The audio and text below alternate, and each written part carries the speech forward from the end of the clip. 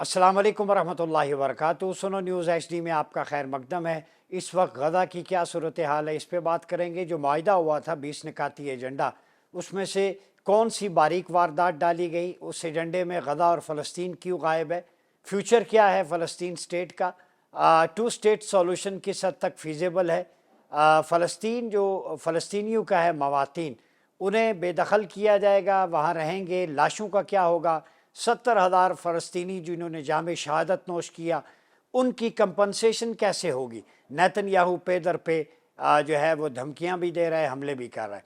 सबसे पहले जब मैं इस वक्त आपसे बात कर रहा हूं, इस मुआहदे के बाद इजराइल ने 79 टाइम्स खिलाफ वर्जी की है उस पीस एग्रीमेंट की जो कायरो में हुआ था। नंबर 2, इस वक्त तक उस मुआहदे से लेके अब तक 100 फ़लस्तीनी जाम शहादत नोश कर चुके हैं, यानी मुआहदे की धज्जियां बिखेर दी गई हैं। कोई पूछने वाला नहीं, कोई एग्रीमेंट नहीं, कोई कानून नहीं। दूसरी बात, जैरेड कुशनर जो डोनाल्ड ट्रंप के दामाद हैं और JD वैंस जो वाइस प्रेसिडेंट है US के, वो इसराइल में मौजूद हैं। उनकी मौजूदगी में इसराइल वहशियाना बमबारी कर रहा है और टनों के हिसाब से बारूद फेंका जा रहा है। बेसरो सामानी की हालत में जो फ़लस्तीनी हैं, जो गज़ा के अंदर महसूर हैं, जो ओपन एयर कब्रिस्तान में रह रहे हैं, ओपन एयर प्रिजन में रह रहे हैं। और इस वक्त हालत ये है कि बहुत सारे खलीज के जर्नलिस्ट जिनसे मैंने रब्ता किया, रात भी मेरा रब्ता हुआ, मलबे तले अभी तक 15 से 20 हज़ार के करीब जो कम अज़ कम लाशें वहाँ पे पड़ी हैं, जो काउंटिंग में ही नहीं आती। उन 70,000 में वो शामिल नहीं है। जो ज़ख्मी हैं इसके अलावा हैं, जो अपाइज हुए हैं, जो डिसेबल हुए हैं, ठीक है, जो बच्चे, मासूम बच्चे जो है वो इन्फेंट्स, वो जो उनकी किलिंग्स हुई हैं मैसिव। तो ये मैसिव जेनोसाइड है, वर्स्ट क्राइम अगेंस्ट ह्यूमैनिटी। और मैं आपको याद दिलाता चलूँ, सेक्रेटरी जनरल अक़वाम मुत्तहिदा एक दौर में होते थे कोफ़ी अन्नान, उन्होंने कहा था कि Israel is involved in worst crime against humanity that is called genocide.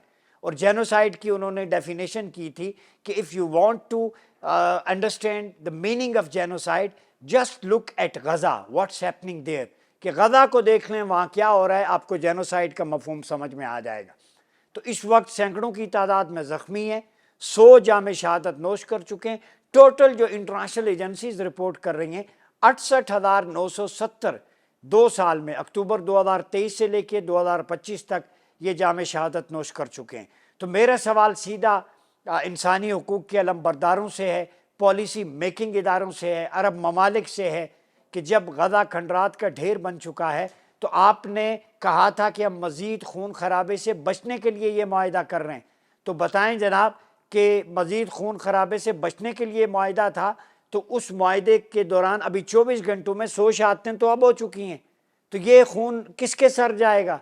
ये जो नेतन्याहू शुतरे मुहार बेमुहार बन चुका है, तो ये कतर जवाब दे, तुर्किया दे, इजिप्ट दे, जो गारंटर थे, जिनकी ज़मानत थी कि इसके बाद कोई अटैक नहीं होगा, वायलेशन नहीं होगी। आपने वहाँ पे मेडिकल एड के लिए कुछ नहीं किया। फ़लस्तीनियों के मुस्तकबिल का क्या बना? तो मैं ये वादे करना चाहता हूँ कि ना अरब मसला है, ना कौमियत का मसला है, ये इस्लामाइजेशन का मसला है, ये इस्लामिक एंटिटी का मसला है, ये इस्लामिक आइडियोलॉजी का मसला है, ये हमारा उम्मत मुस्लिमा का इज्तिमाई मसला है। इससे हम खुद को अलग नहीं कह सकते। मैं पहले भी अर्ज़ कर चुका हूँ, द लेवेंट, द ग्रेटेस्ट शाम जिसे हम कहते थे, बिलाद शाम, वो आप सल्लल्लाहु अलैहि वसल्लम के दौर में जॉर्डन, इजिप्ट, ये सीरिया, लेबनान, फ़लस्तीन, गज़ा, हिजाज़ मुक़द्दस, ये पूरा द लेवेंट था। इस लेवेंट को टुकड़ों में तकसीम करके गल्फ़ कंट्रीज़ बनाया गया मुख्तलिफ स्टेट्स में।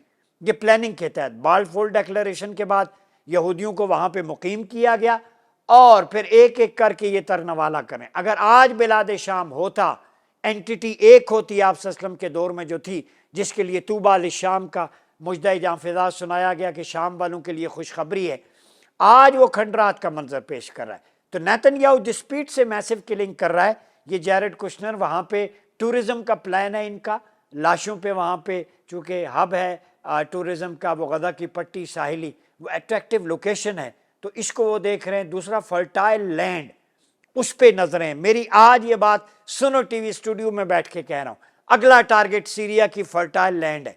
सीरिया में वो रेयर अर्थ मिनरल्स हैं कि आप सोच भी नहीं सकते इतनी। और गजा के अंदर चूंकि ट्रेड कारवान जाते थे, अभी गजा के नेचुरल रिसोर्सेज और मिनरल्स किसी ने इनोवेट ही नहीं किए।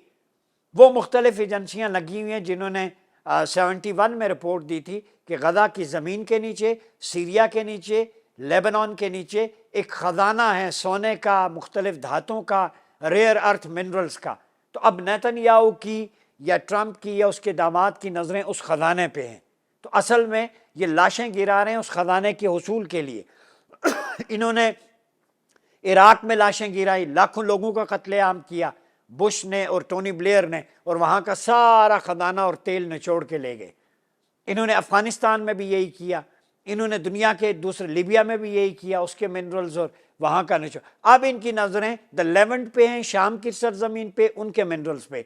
तो मेरा सवाल है, मुस्लिम ममालिक कब अपनी इंस्ट्रूमेंट्स और टेक्नोलॉजी इतनी एडवांस करेंगे कि उनके अपने मिनरल्स उनके अपने काम हैं, खुद उसको डिस्कवर करें, उसको प्योरीफाई करें, जो ख़ाम माल है उसको बेहतर बनाएं। तो हमारे पास इतना ब्रेन है, टैलेंटेड लॉट है, मुस्लिम वर्ल्ड अपने साइंटिस्ट को आपस में एक्सचेंज के प्रोग्राम्स बनाए, सिम्पोजिया करें, ताकि मुस्लिम ममालिक के रिसोर्सेज और उनका टैलेंट आपस में यूज़ हो। वरना याद रखें, ये नेतन्याहू सीरिया को, लबनान को, ये सब मिनरल्स निकाल के इसको बंजर करने जा रहा है।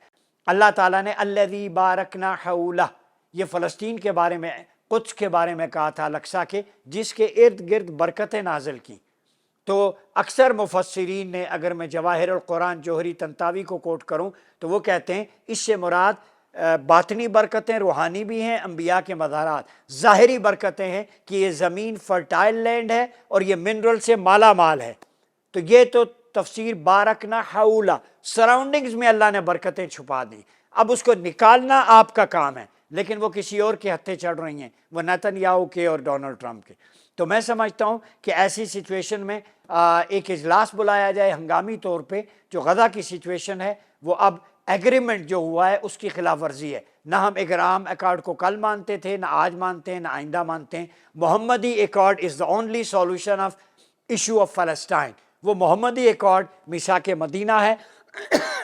लिव एंड लेट लिव, जियो और जीने दो की पॉलिसी होनी चाहिए कि हम किसी भी जुडाइज़म के ख़िलाफ़ नहीं हैं, ना क्रिश्चियनिटी के। पाकिस्तान में देख लें, इंक्लूसिव मॉडल है, चर्चेज़ आबाद हैं, गिरजा गुरुद्वाराज, हर किसी को आज़ादी है।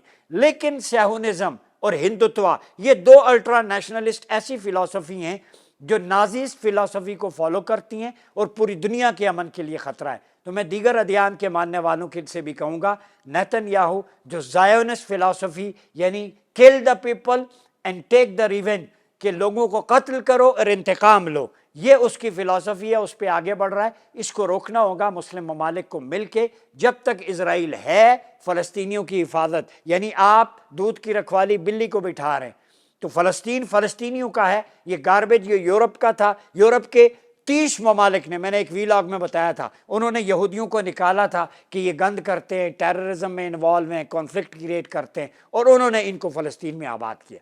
तो ये उनका इलाका है ही नहीं, फ़लस्तीन मुसलमानों का है। हम गजा के हवाले से बात करते रहेंगे। गजा उम्मत का मसला है, फ़लस्तीन उम्मत का मसला है। ये गजा हाशिम है, हुजूर के परदादा हाशिम बिन अब्द मुनाफ का मदार है। उधर सैयदना अब्दुल्ला हुजूर के वालिद रज़ियल्लाहु अन्हु वहाँ गए, ट्रेड कारवान जाते थे। रहलत शिता व सैफ, एक गजा और यमन के सफ़र का जिक्र है यहाँ पे। तो इतनी निस्बतें हैं, मेराज की, अक्सा की। गजा और अस्कलान जो बस्ती है, इनको हुजूर ने दुल्हन करार दिया। तो हम कैसे भूल जाएंगे सारी निस्बतें होने के बावजूद। तो शऊरी तौर पे, इल्मी फ़िक्री महाज पर हम अपनी आवाज़ बुलंद रखेंगे गजा के मुसलमानों के लिए। ये सॉल्यूशन हमें काबिल कबूल नहीं है। फ़लस्तीन सिर्फ फ़लस्तीनियों का है, यहूदियों को वहाँ से बेदखल करके यूरोप किसी और मुल्क में, अपने मुल्क में जगह दे, वहाँ आबाद करे। अपना बहुत ख्याल रखिएगा। अपने मेज़बान डॉक्टर उमर रियाज़ अब्बासी को इजाज़त दीजिए। अल्लाह हाफ़िज़।